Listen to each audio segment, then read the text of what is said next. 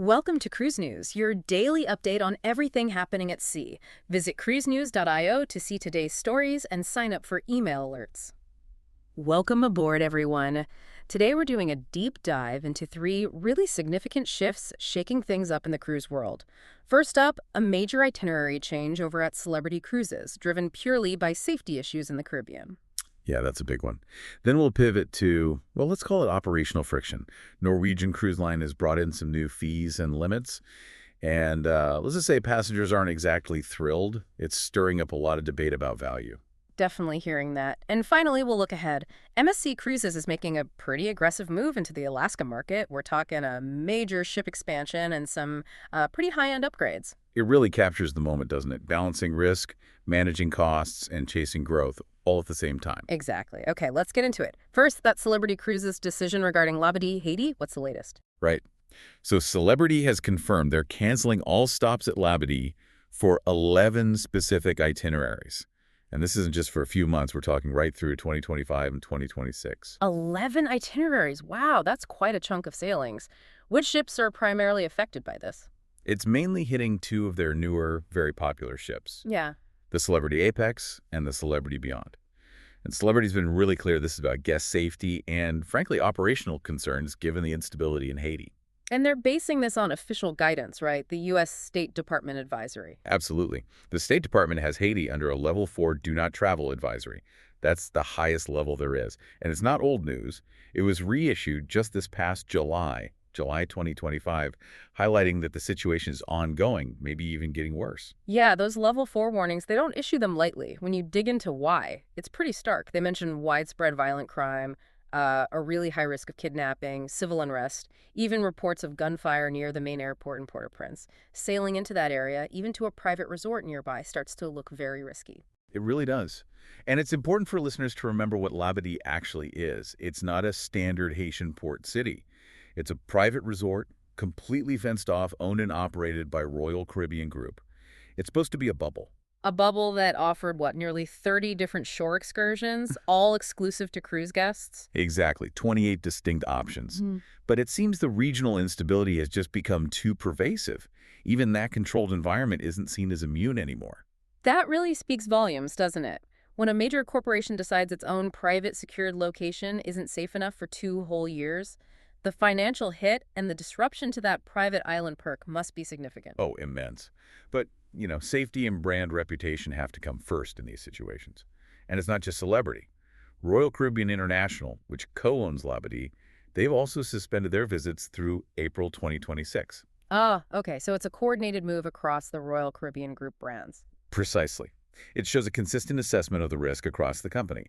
The situation is forcing some really tough and expensive decisions. So, for passengers booked on those affected Apex and Beyond sailings, what are the replacement ports? Celebrity's trying to soften the blow, obviously. There's sub-in calls at Turks and Caicos, Grand Cayman, and Cozumel, Mexico. All popular, solid Caribbean destinations. Definitely. They're framing it as enhancing the guest experience while ensuring safety. But you're right. It's just not the same as that exclusive Labadee experience many people specifically booked for. It changes the whole feel of the itinerary for some. It absolutely does. It's a stark reminder for travelers. Itineraries can and do change, sometimes drastically based on world events. Flexibility is key. A crucial point.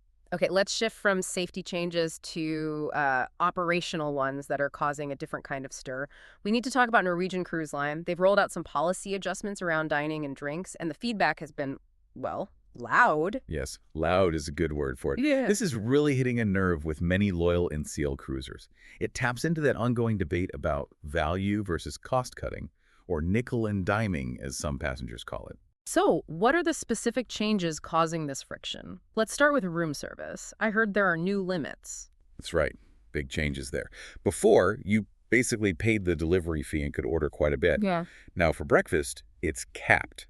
1 hot item and 1 cold item per person per delivery. 1 hot, 1 cold. Okay, and for the rest of the day? The all-day menu is limited to 2 meals per guest per delivery. 2 meals. Okay, now let's layer in the cost. The delivery fees themselves haven't gone away, have they? Nope.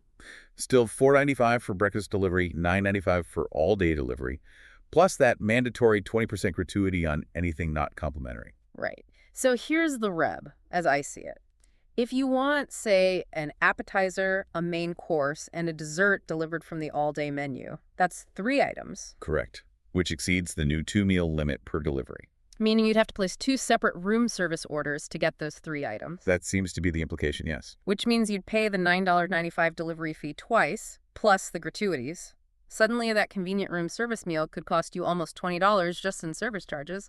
Exactly. It dramatically shifts the value perception. Is it about reducing food waste, as the line might suggest, or is it about generating more delivery fee revenue? Passengers are definitely asking that question. And the changes aren't just limited to room service, are they? There's something about the main dining room, too. Yes. This one is perhaps even more symbolic for some cruisers. NCL is now charging a $5 fee if you want to order more than one entree in the main dining room.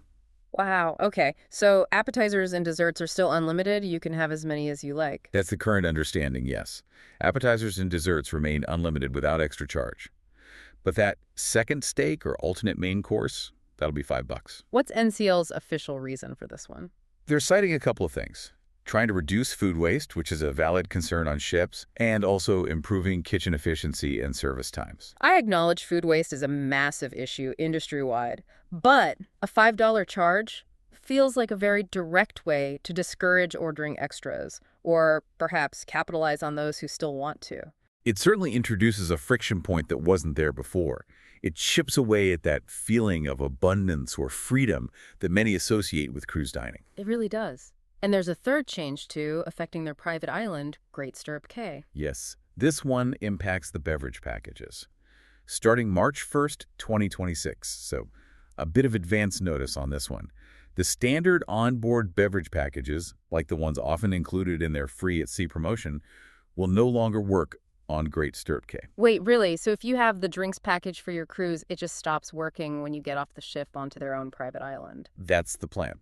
If you want drinks beyond, say, water or basic iced tea on the island, you'll either have to buy a separate island-specific beverage package or pay for each drink individually. That feels like a significant devaluation of the main beverage package, especially on itineraries that heavily feature a day at Great Stirrup Cay. It absolutely is. And taking together the room service limits and potential double fees, the main dining room entree charge, and now the island drink package exclusion. You can see why many longtime NCL cruisers are feeling frustrated. The overwhelming sentiment online seems to be that this feels like a deliberate strategy to cut costs and extract more onboard revenue, potentially at the expense of the guest experience they were used to. It signals a real strategic shift, doesn't it? Moving away from a more inclusive base fare towards unbundling more elements of the cruise. It forces you, as the consumer, to be much more analytical about what's really included and what the potential extra costs might be. That free at sea offer suddenly requires a closer look at the fine print. Vigilance is the word. Okay, let's move from these operational changes to something focused on growth and future plans. MSC Cruises is making some big waves, particularly in the Alaska market. What's happening there? This is a really interesting move, showcasing MSC's ambitions in North America.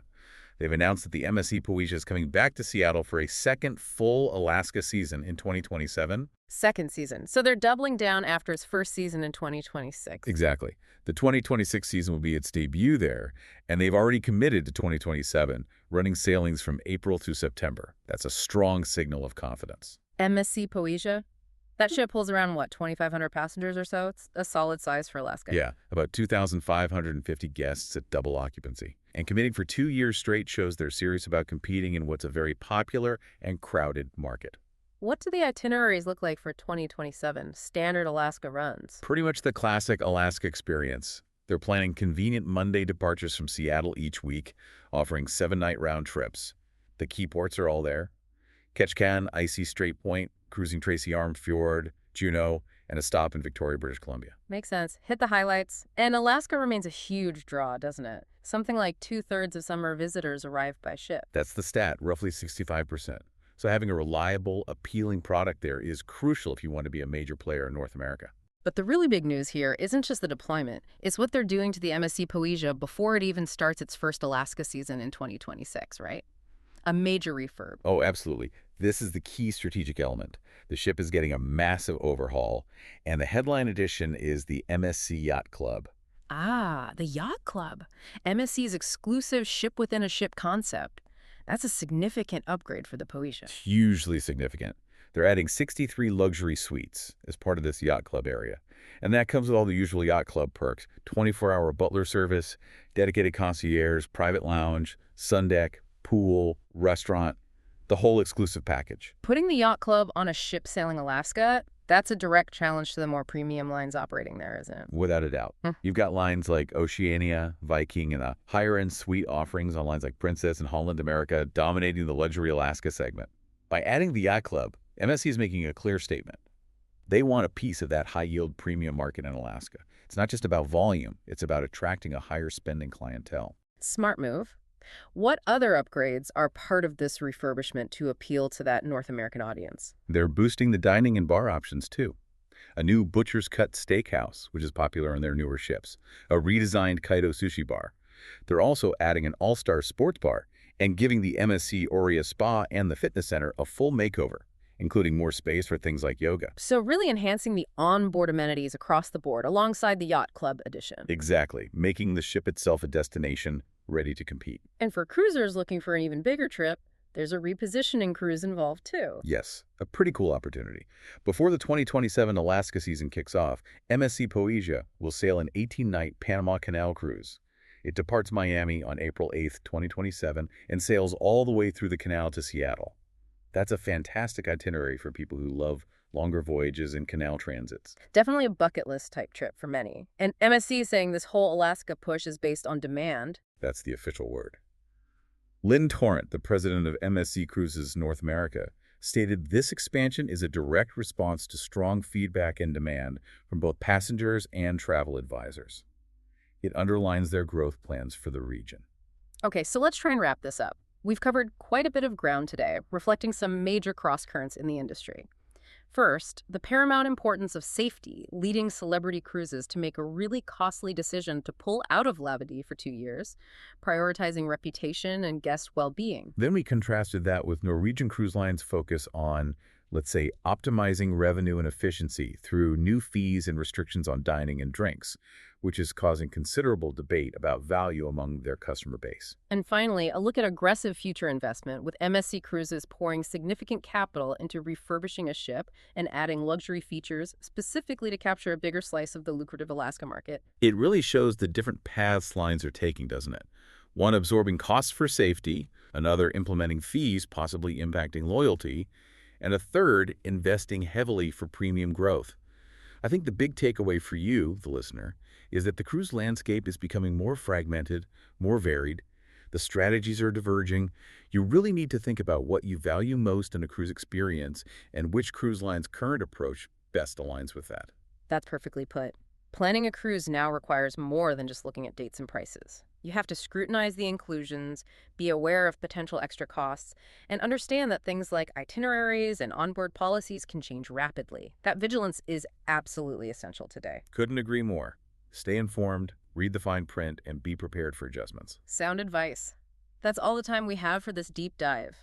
Thanks for listening to Cruise News. Visit cruisenews.io to catch up on the latest updates and sign up for free email alerts.